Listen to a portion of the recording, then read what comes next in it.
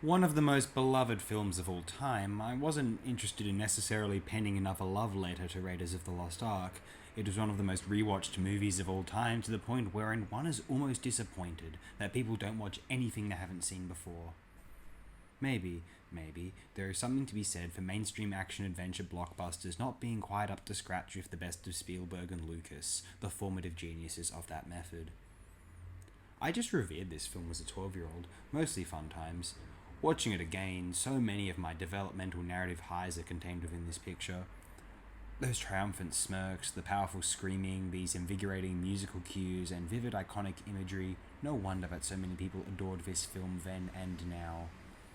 I suspect that Lucas and or Spielberg wanted to transfer their own developmental narrative highs into a unified feature film experience.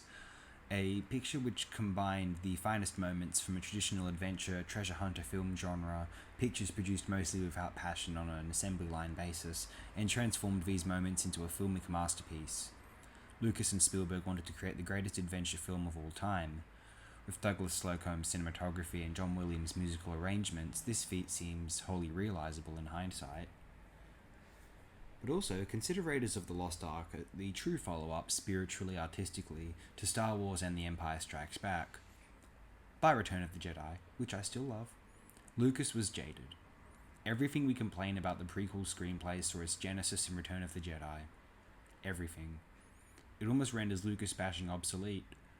Rather than completing his six-part space opera cycle, Lucas, going through a divorce at the time, probably partially because of his extensive filmmaking commitments, decided that he wanted to wrap up Star Wars and spend the rest of his life being the attentive father which the film's profits could allow him. The subsequent grumpiness that both he and Spielberg were going through, Spielberg also experiencing a classic 30-something baby boomer divorce, famously inspired the shocking, hellish tone within Temple of Doom. I would agree with every piece of praise levelled at Raiders of the Lost Ark, I think, and have nearly nothing new to add to this discourse. In 1981, it was possible to realise, with the money of Lucas and Spielberg especially, a true adventure film classic unhampered by an older film camera's rigidity, a film whose frames move more fluidly throughout the action than they could have even in Fritz Lang's final works. A couple of adventure treasure hunter classics, actually. So at once, while Raiders is very traditional in its tonal conception, it is very technically forward-thinking, comparable to the attitude Lucas had when elevating Flash Gordon and Buck Rogers into Star Wars and The Empire Strikes Back, albeit they were coded with a reverence for heroic mythology and Kurosawa Kino also. So Raiders of the Lost Ark was completely palatable at one time as the most modern film at the box office, and something which also conjured traditional movie magic, the kind which motivated all general audiences to theatres in the first place. But today, where does Raiders of the Lost Ark sit? Lucas and Spielberg are incredibly essential in the development of large-budgeted action or genre film productions as we know them today, what we could call blockbuster cinema. One could bemoan, why don't we have more films like Raiders of the Lost Ark?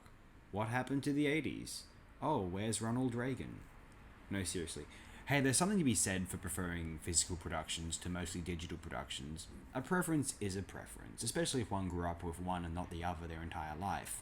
It is what it is. But in the context of film art generally, it seems inane, wherever technology is concerned, to instinctively bemoan the changing of the guard. I'll put it like this. What need would we have for a film like Raiders of the Lost Ark today? Raiders of the Lost Ark still exists. People watch it all the damned time. Could they be bemoaning that no film ever replaced it? Many certainly tried. Pretty much every adventure film released after Raiders has tried.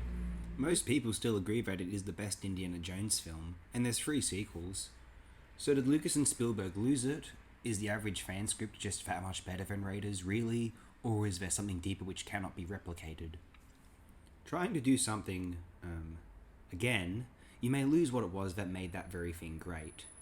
Raiders was the product of 2 idealistic young filmmakers unleashing all of their imagination into one filmic masterpiece. How could they do it again? They intended this as their be-all end-all.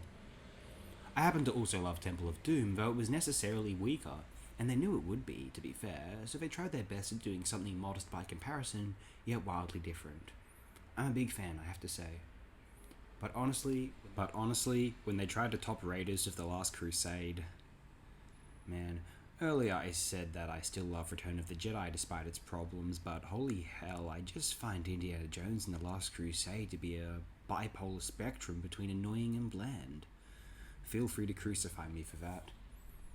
We could say the exact same thing about The Kingdom of the Crystal Skull, and a bit more too, even, but you don't kick a person while they're down, right? If why don't they make good movies anymore means why don't I like any movies as much as Raiders? The answer is not in other movies' perceived failures necessarily, although don't rule it out, but more in the fact that there can only be one film exactly like Raiders of the Lost Ark. It is the unifying combination of decades of film narrative development, and specifically the realization of escapist genre productions, siphoned into one work, and composed by two of this particular bracket's matured former target audience. Raiders of the Lost Ark is almost like a Brian Wilson pet sound / smile attempt to create a cinematic happy space informed by everything that its two authors found beautifully escapist about the adventure film experience. And you know what? I considered it one of my 10 favourite movies at 12, and it's still one of my top, 300 or so. I still like it as much as I did then in relative terms, although I just found so much more films to love, as it were. Still, probably one of the maybe even 30 best films discussed on FOTD thus far, I can still claim, and a film which probably had you all thinking, why is he talking about Raiders? Doesn't he have anything better to talk about? Raiders again? We all know Raiders is a classic, move on.